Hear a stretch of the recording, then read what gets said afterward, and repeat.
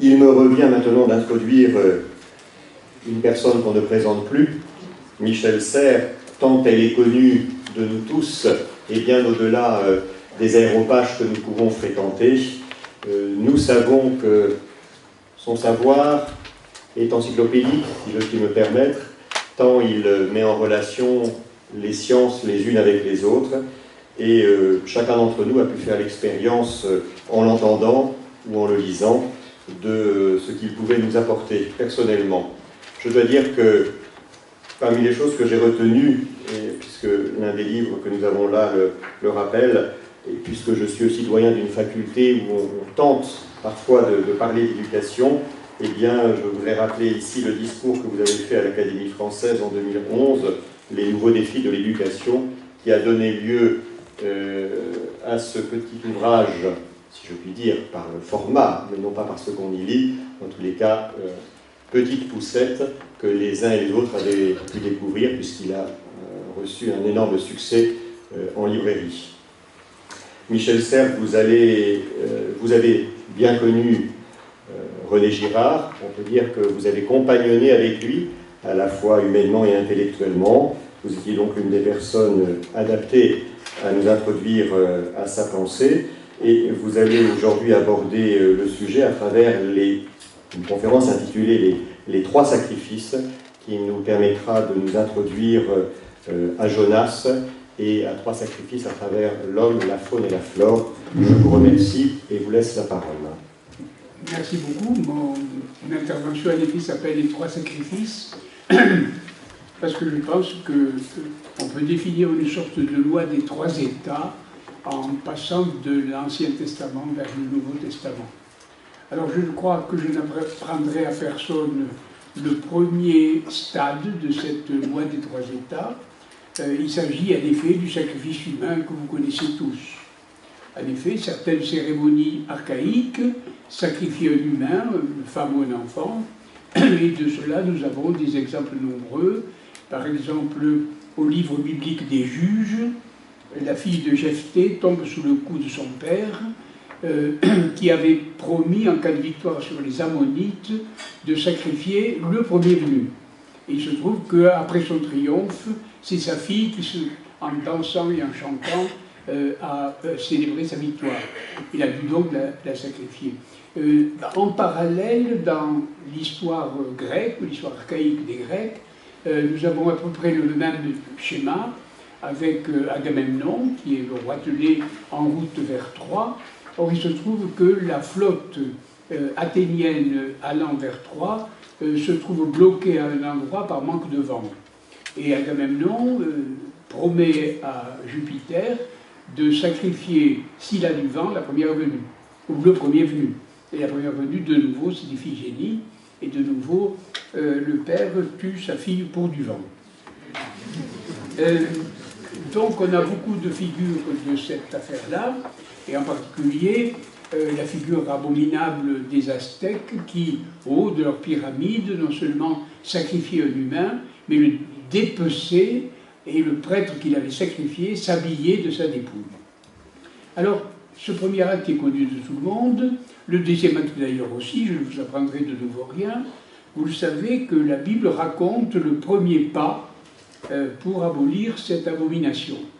Et ce premier pas est raconté en effet dans l'histoire d'Abraham, qui au moment de sacrifier son fils Isaac, comme Jephthé ou comme Agamemnon, détourne tout d'un coup le couteau de la gorge de son fils pour le planter dans la gorge d'un bouc ou d'un bélier dont les cornes ont été liées par un puissant voisin.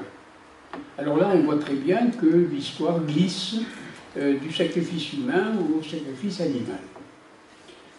Mais je voudrais, à propos du sacrifice d'Isaac,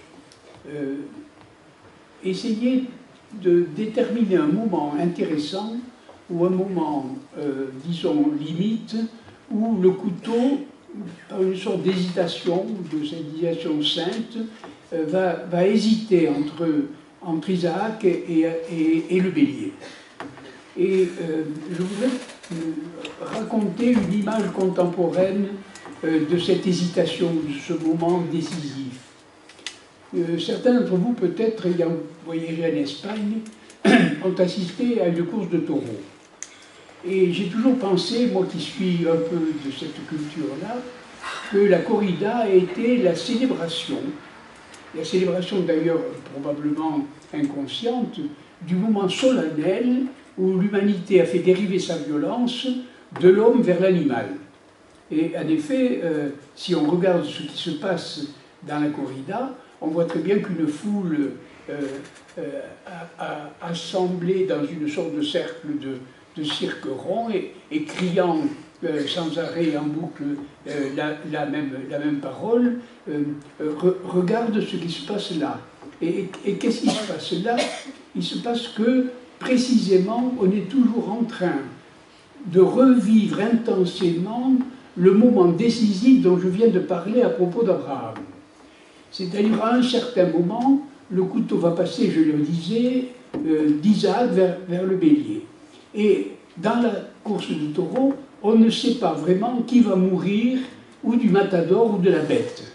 Et de temps en temps, c'est le matador, bien sûr, Manolete et Moralinares à 5 heures de l'après-midi, et d'autres encore, des gens comme Balderas, Solelito, etc. Mais évidemment, le plus souvent, c'est le taureau. Et par conséquent, là, le glissement se voit très bien, c'est-à-dire, on hésite d'abord entre la mort de l'homme et la mort de l'animal, mais il se trouve le plus souvent que c'est l'animal.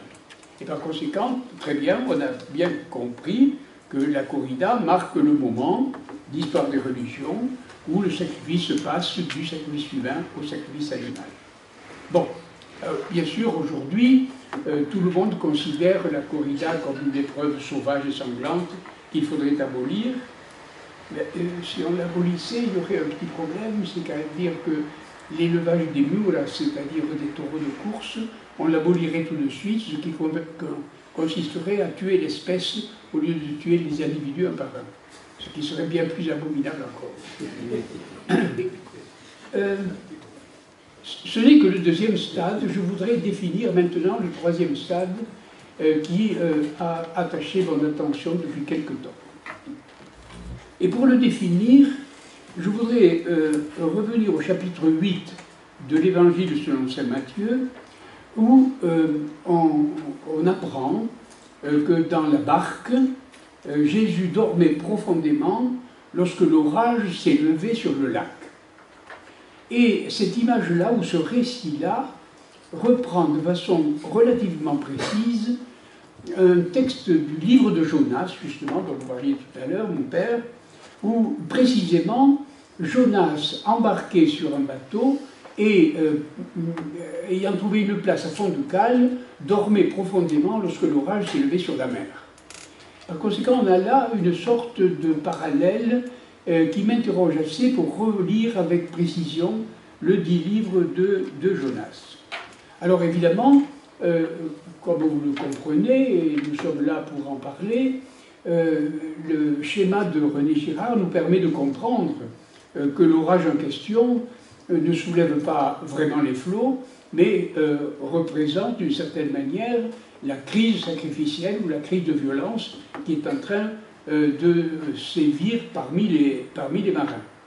Et là, ce qu'il y a d'extraordinaire,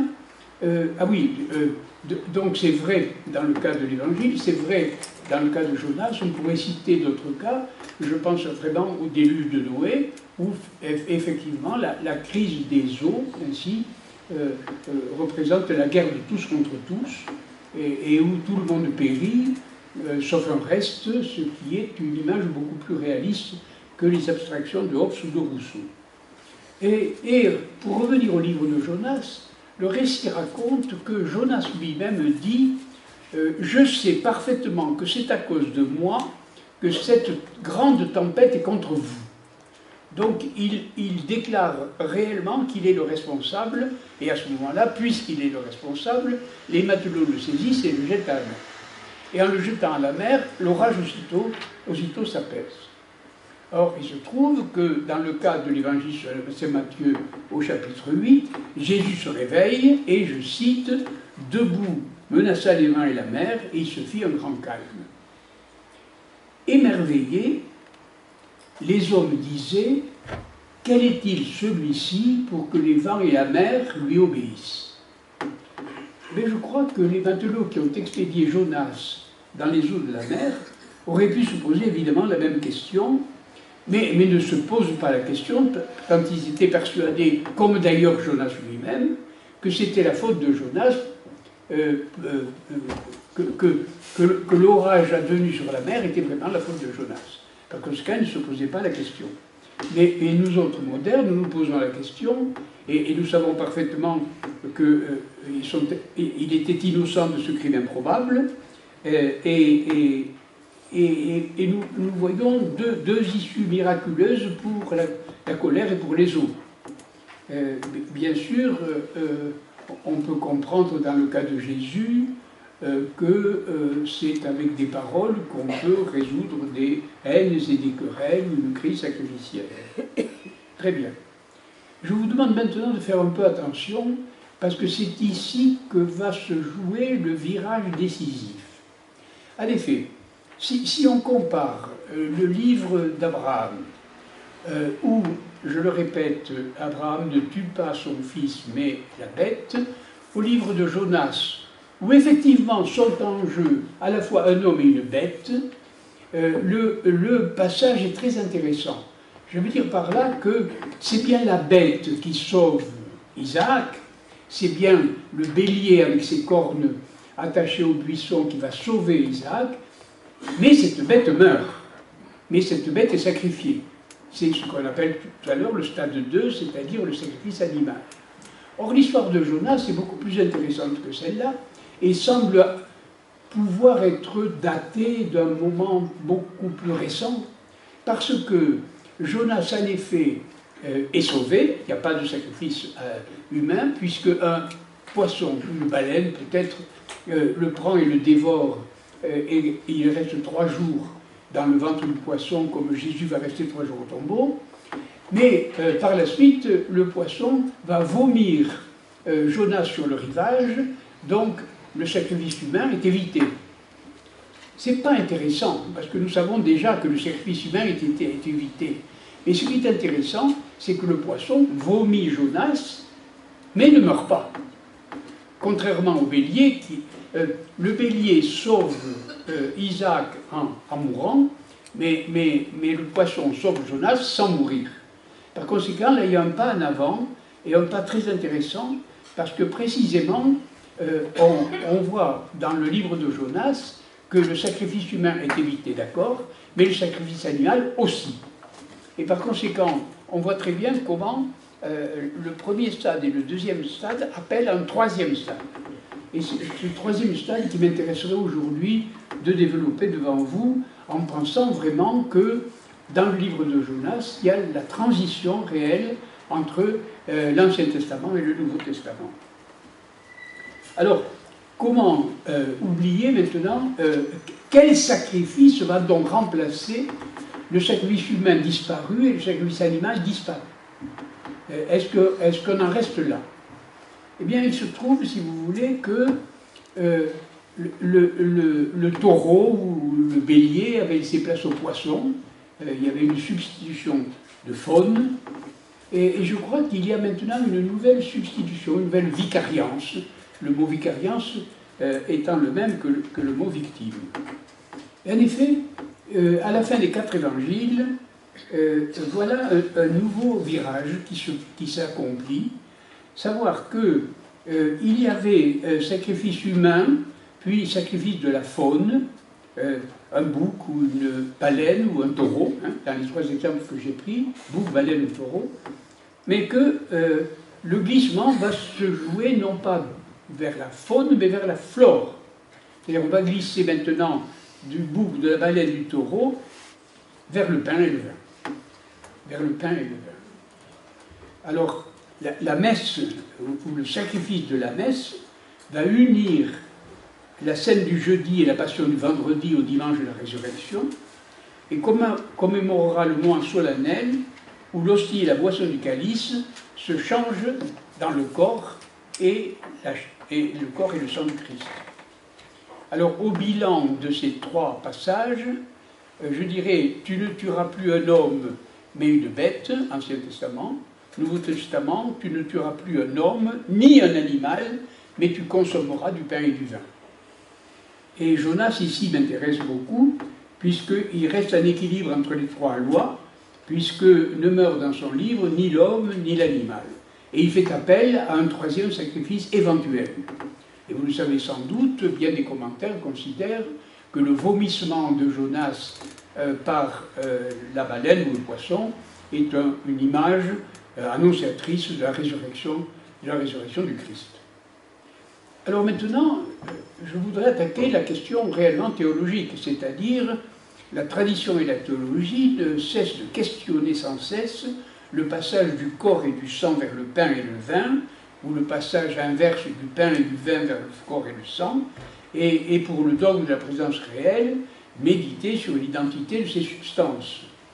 Je crois que l'énigme de cette présence réelle a été longuement obscurcie par la tradition scolastique en citant l'identité des deux substances, c'est-à-dire la transsubstantiation, mais qu'elle s'éclaircit de façon parfaitement simple en se référant à cette histoire que je raconte, cette histoire d'une anthropologie en 3 actes, puisque l'Eucharistie la clôt, et clôt cette histoire triple, si vous voulez, la clôt entre le sacrifice hautement sanglant d'un homme, la passion de Jésus-Christ, et tout d'un coup, à d'autres limites, la mendication de nourriture issue d'espèces de flore, le pain et le vin. Alors, est-ce que cette transition est brusque et économise-t-elle les premiers stades humains et animaux? Non, pas du tout, puisque la résurrection du dimanche abolit précisément le sacrifice du vendredi, et que je sache, mais je ne sais pas tout, je ne sais pas si, lorsque les 12 se mirent à table le jeudi saint, ils ont consommé l'agneau pascal. Mais tout ce que je sais, c'est que cet agneau peut-être non consommé est devenu l'agneau de Dieu qui efface les péchés du monde, ou l'agneau mystique. Et dans ce cas-là, ni l'homme ni l'animal ne meurent. Donc, bouclage historique, le Christ, l'homme mort mais ressuscité, l'agneau, la faune sublimée, le pain et le vin, enfin la flore. Voilà 3 moments ponctuels où interviennent 3 bifurcations. Le couteau d'Abraham levé, suspendu, hésite et bifurque entre le fils et la bête. Instant solennel, la faïna sauvage branle entre l'aine vêtue de lumière et la corne sombre du taureau. Et à la consécration, le pain devient le corps et le sang, le pain et le vin deviennent le corps et le sang deviennent le pain et le vin. Et voici les 3 états du coup. Tu ne tueras plus homme, femme ni enfant. Tu n'étrangleras plus, tu ne saigneras plus de bestiaux, béliers ou taureaux. Tu mangeras simplement du pain et tu boiras du vin. Comme si l'Eucharistie ouvrait une ère innocente, pure de tuerie, doucement florale. Car en effet, les plantes autotrophes diffèrent des animaux hétérotrophes quant à eux, puisque ceux-ci ne subsistent qu'aux dépens des autres, c'est-à-dire en tuant pour manger, tandis que celles-là, les espèces de flore, ne dépendent que du monde, de l'eau, du soleil, de la lumière, des molécules matérielles, et survivent indépendamment des vivants, et là c'est un règne où nul ne tue. Premièrement, tuer un homme pour la paix. Deuxièmement, tuer un animal pour le manger, car que je sache, je ne vous apprends rien, je ne suis pas le premier à le dire, le sacrifice animal est presque toujours pour objet un animal domestique. Donc tuer un homme pour la paix, tuer un animal pour le manger. Règle 3, manger sans tuer.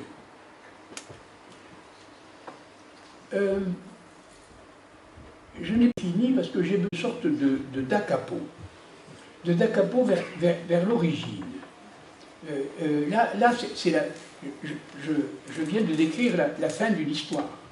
Je voudrais maintenant revenir à son premier commencement, au moment précisément où, au paradis premier, au paradis terrestre, est inventé le péché originel. Il est originel, en effet, parce qu'il intervient au paradis premier, et ce paradis premier est défini par un lieu où tout est bon à manger, où nos premiers parents pouvaient tout manger. Or, ils ne devaient pas manger le fruit de l'arbre de la connaissance. Mais, sous la tentation du serpent, Ève mangea pourtant ce fruit-là et le proposa à Ève qui le mangeât. Dès la Genèse, dès l'aube de l'humanité, le verbe manger revient en boucle. Manger, manger, manger, manger. Tu ne mangeras pas, je mange quand même. Le verbe manger est toujours là. Or, je voudrais bien comprendre ce qui se passe lorsque Ève mange une pomme. La voilà qui s'approche de l'arbre. Et l'arbre porte des pommes, dit-on. Et là, elle rencontre, enroulé sans doute vers le tronc, un serpent. Elle rencontre donc un animal. Et elle voit bien que cet animal tue pour manger. C'est-à-dire, il est obligé, lui, de manger des grenouilles, je ne sais pas quoi, que mange le serpent. Donc, lui, il est hétérotrophe. Or, il se trouve qu'elle a mangé une pomme, c'est-à-dire une espèce du règne floral, et non pas du règne animal.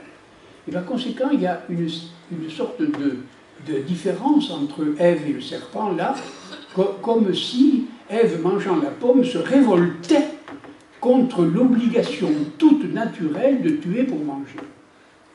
Et cette obligation de tuer pour manger, tout d'un coup, elle la refuse. Et qu'est-ce qu'elle refuse là? Elle refuse une innocence. C'est-à-dire l'innocence où sont les bêtes de tuer pour manger. Et le paradis, c'est le lieu de cette innocence-là. Cette innocence paradisiaque, c'est l'innocence où sont la plupart des vivants dans l'obligation de tuer pour manger. Et Ève refuse effectivement cette obligation-là et invente évidemment le péché originel. Le péché originel, c'est précisément quitter cette innocence. Elle quitte l'innocence et du coup, elle invente la culpabilité. Si je faisais ça, tuer pour manger, je serais coupable. Elle invente donc le péché et elle invente la conscience humaine, c'est-à-dire la culpabilité. Par conséquent, d'une certaine manière, cette manière de laisser le paradis, de devenir humain, c'est quitter cette innocence-là, l'innocence des bêtes. Et du coup, Ève mangeant la pomme préfigure la mendication eucharistique de la flore, de la même façon que manger une pomme ou manger le blé ou le raisin. Ève, pas de sang au paradis, et je quitte le paradis parce que c'est ce lieu d'innocence dans le sang. Jésus, pas de sang dans l'Eucharistie. Je vous invite à vénérer une Ève christique. Vous voyez là un court-circuit historique extraordinaire entre deux origines, celle de l'humanité perdue et celle de l'humanité sauvée. Dans ce court-circuit éblouissant reviennent ainsi, après Ève mère, Abel son fils et ses offrandes animales, et Caïn son frère aux offrandes florales. Du paradis des chasseurs-cueilleurs, du paradis des chasseurs-cueilleurs, mangeurs innocents des bêtes ou mangeuses ou coupables de pommes, descendent les agriculteurs, côté flore Caïn, et les éleveurs, côté faune Abel. Le premier bloque d'un coup l'évolution historique en tuant son frère pasteur, en revenant donc au sacrifice humain, et peut-être l'insportive. Au bilan de ma conférence, les choses sont d'une simplicité parfaite. La mère mange la pomme, un fils sacrifie des bêtes, et ces bêtes, c'est le sacrifice seul accepté par le Très-Haut, donc par conséquent c'est un vrai sacrifice animal, et l'autre sacrifice son frère, c'est-à-dire il revient au sacrifice humain. Donc la séquence, c'est Ève, Caïn, Abel, c'est-à-dire flore, faune, homme. Flore, la pomme, faune, le sacrifice d'Abel, et flore, Caïn. Et homme, Caïn, qui fait le sacrifice humain. Et par conséquent, dans la longue patience de l'histoire, de début de l'humanité jusqu'à sa fin au moment de l'Eucharistie, qu'est-ce qui se passe? Il se passe une sorte de développement de cette loi des trois États qui était embryonnée à l'origine dans le sens inverse. Dans le sens inverse, à l'origine, il y avait la succession flore, faune, homme, et tout d'un coup, dans la longue série de l'histoire, Isaac, Jonas et la Seine, on a la succession homme, faune, flore. Et par conséquent, on a là une sorte de troisième état, si vous voulez, qui est le règne doux, le règne innocent, le règne pacifique de la mendication de la flore. Et du coup, je pourrais, pour finir, poser une question simple. Je n'avais jamais eu, avant de penser cela, une pleine conscience de ce que je faisais lorsque je mangeais. Avez-vous une vraie conscience de ce que vous faites lorsque vous mangez? Effectivement, c'est une nécessité biologique, certes, c'est un choix politique souvent, mais voilà, je viens de découvrir que c'était un acte sacré. Merci beaucoup.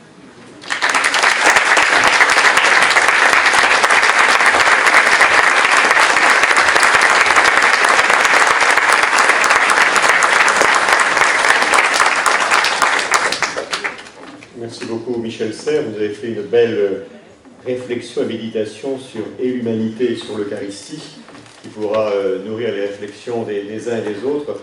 Je retiendrai cette belle expression d'une air doucement florale, et qui m'a fait penser à un très beau discours du pape émérite, lorsque Benoît XVI nous invitait tous à descendre au jardin, qui n'était rien d'autre que le jardin des Écritures. Et puis je crois que... Et ce jardin, c'est l'innocence bestiale, c'est-à-dire l'innocence de tuer pour manger. Et que le rapport que vous faites, en tous les cas, entre du paradis, finalement, à la parousie, est typiquement, enfin, est une très belle lecture chrétienne que nous pouvons faire de l'histoire du salut et du message biblique.